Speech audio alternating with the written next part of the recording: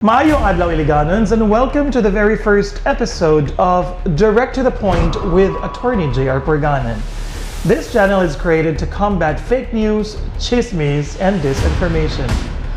Today we are going to talk about the recent earthquake in Mindanao, and why safety must always come before speed. As of the latest reports, dozens have lost their lives, hundreds were injured. Families lost their homes, schools were damaged, roads collapsed, bridges cracked, businesses were destroyed, and entire communities remain isolated from basic services. Sa mga nawalan og ilang pamilya, amigo og amiga, sa mga naakaron sa hospitals, sa mga wala na'y balay ulian, we Iliganon stand in solidarity with you. Our prayers are with every family affected by this tragedy. Kay sa panahon sa maniini, ang pinakadako nga kinahanglan sa atong mga kaigsuonan dili politika. It is compassion, it is unity, and it is action. Mga higala, earthquakes are what we lawyers call force majeure. Buot pasabot ni ini, they are acts of nature beyond human control. Walay mayor nga makapaundang sa linog. Walay engineer nga makapahunong og linog. Walay architect nga makapahunong sa linog. Maski si Kibuloy, dili maka-stop sa linog. Walay bisan kinsa nga makapahunong og disgrasya. But while nobody can stop an earthquake, we can prepare for it. Diha magsugod ang responsibility sa ato ang government. Because after every major earthquake, one important question always arises. Ngano nga adunay mga buildings nga nakabarog gihapon? Ug ngano mga adunay mga buildings nga nangahugno? That is not merely a question of nature. That is also a question of structural integrity. It is a question of engineering. It is a question of inspections. It is also a question of permits. And ultimately, it is a question of public safety. And because students were attending their flag ceremony outside, nobody was hurt. Think about that. Had safety regulations not been followed, the outcome could have been very, very different.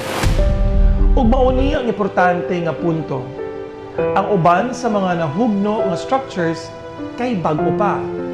Ang uban kay government buildings.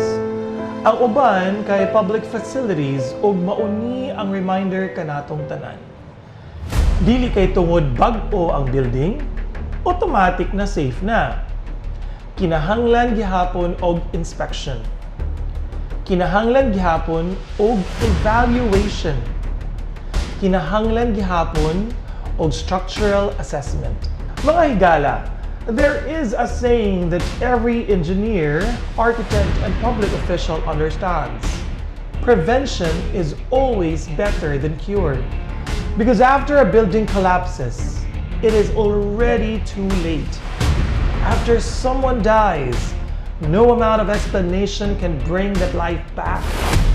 After families lose loved ones, no apology is enough. That is why local governments have a duty to be strict. Sometimes people ask, "Ganong dugay man ma-approve? Ngano sige man og inspection? Ngano sige man og evaluate? Ngano wala pa man giablihan?" The answer is simple. Because public safety must always come first before speed. And this brings me to a very important point. Many people think that the job of government is simply to finish projects quickly. Pero dili kana ang naa sa ato ang balaod.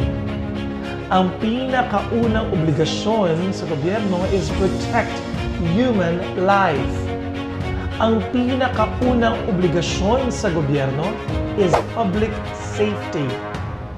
The first duty of every mayor is to ensure that when a building is opened to the public, people can enter safely and return home safely.